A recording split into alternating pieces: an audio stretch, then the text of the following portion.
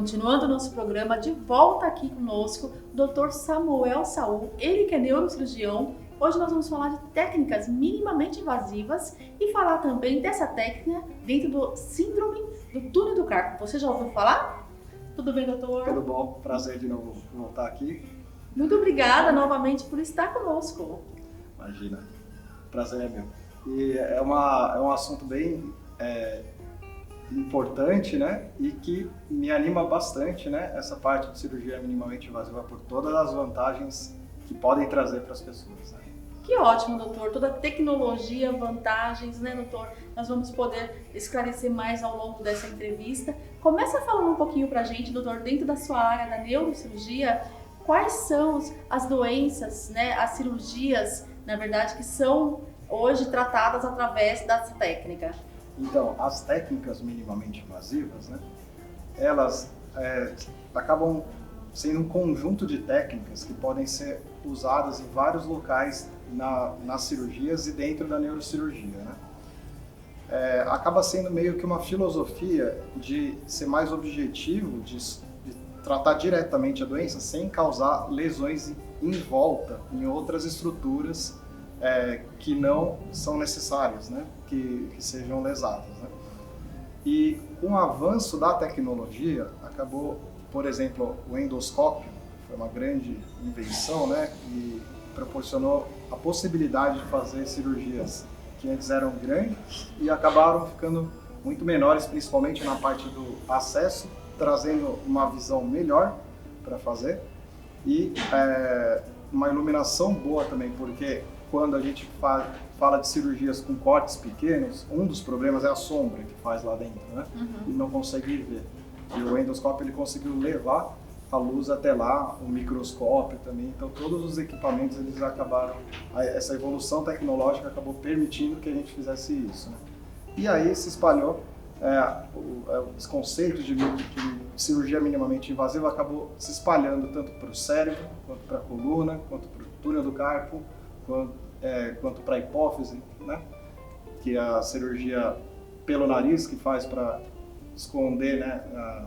Para reduzir o trauma no crânio, né? Já é uma via direta e minimamente invasiva. Então, principalmente nessas áreas, elas são passíveis de serem tratadas por técnica minimamente invasiva.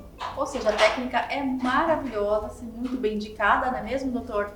Porque ela realmente deixa aí o paciente mais seguro, mais tranquilo, o especialista consegue trabalhar melhor, ver melhor e possibilita também inúmeros benefícios aí no pós-operatório, né, doutor? Exatamente, esse é um ponto bem importante, né? Porque a indicação da cirurgia ela é muito importante. Primeiro, decidir quando vai operar e quando não vai operar.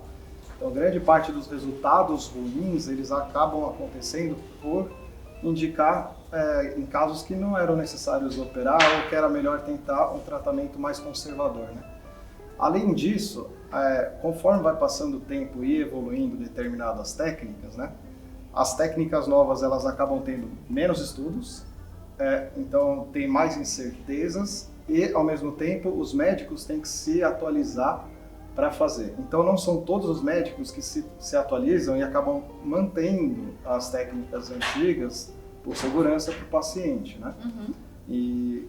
Então é muito importante essa parte da indicação bem feita, né?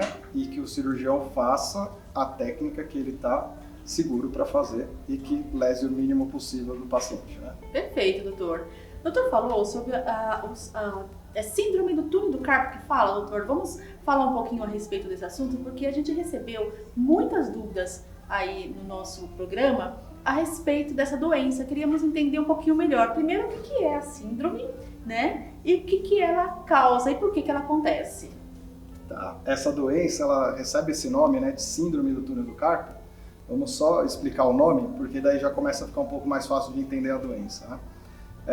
A síndrome é um conjunto de sinais e sintomas, e o túnel do carpo é uma estrutura, é um túnel mesmo, de verdade, que tem aqui nessa parte da mão. Uhum. Por dentro desse túnel passa um nervo, que é o nervo mediano, e passa alguns tendões, principalmente os flexores dos dedos. O que acontece? Em algumas pessoas, a quantidade de coisa dentro do túnel acaba sendo maior do que o túnel. Então acaba tendo uma síndrome compressiva. Isso daí pode acontecer por inflamação das estruturas lá dentro, ou às vezes, por exemplo, que é bem comum em pessoas que têm a mão pequena e que trabalham bastante com as mãos, né? Então acaba sendo mais propenso a ter a compressão. É uma lesão por esforço também repetitivo, é isso? O esforço repetitivo, né? Ele é dito como uma das causas, né? Então tá apertado e a gente ainda fica fazendo movimentos repetitivos, principalmente em posições às vezes não muito ergonômicas, né? E acaba pode causar essa doença, né?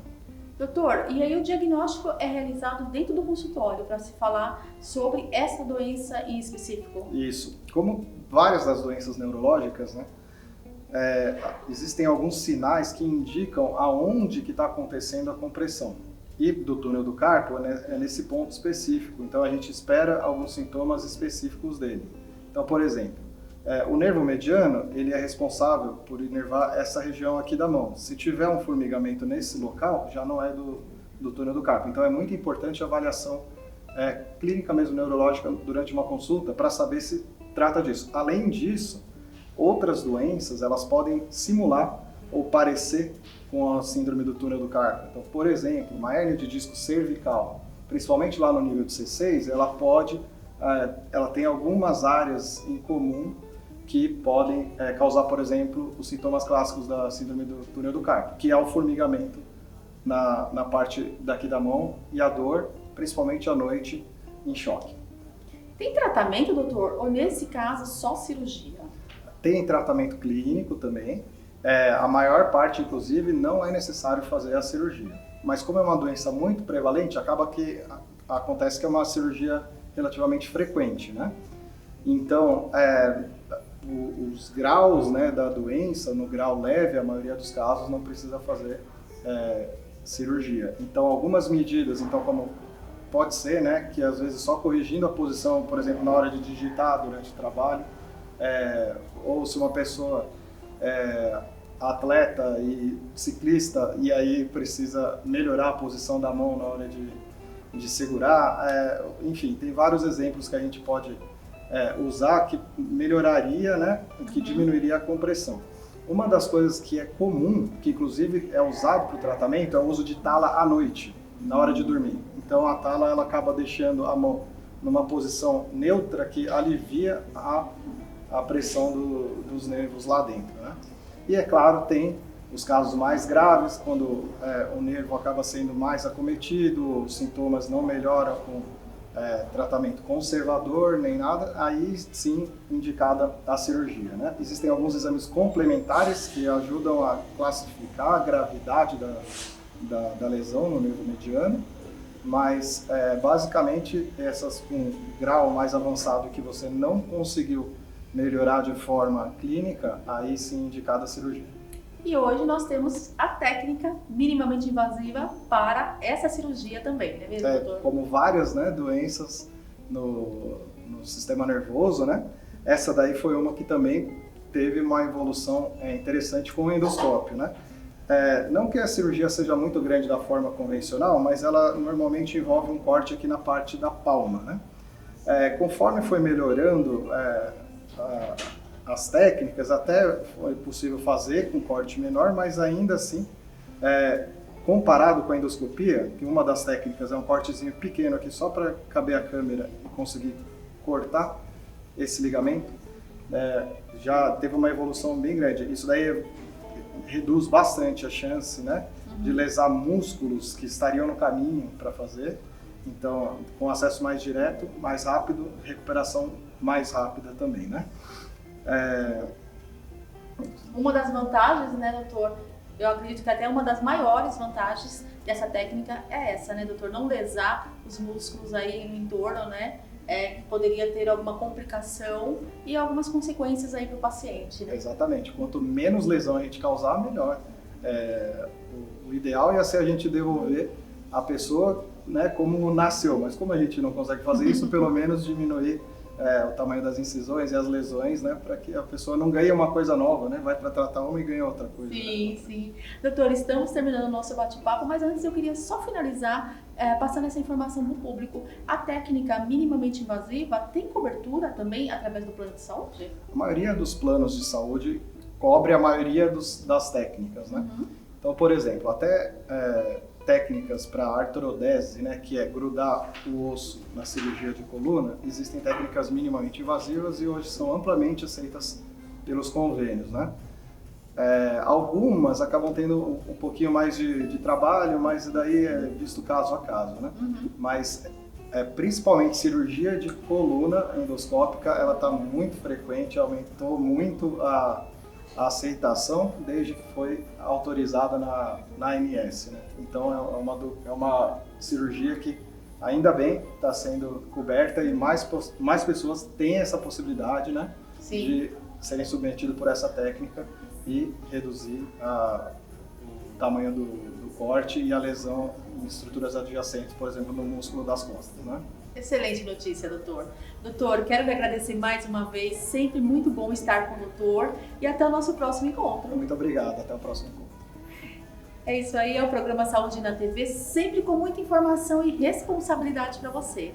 Você já sabe, Dr. Samuel Saul, nosso consultor, e nós vamos disponibilizar as redes sociais, lá no canal do YouTube dele também. Ele sempre fala sobre as técnicas, sobre o trabalho que ele desenvolve como neurocirurgião, e você é o nosso convidado. Muito obrigada, doutor. Muito obrigado. Tchau.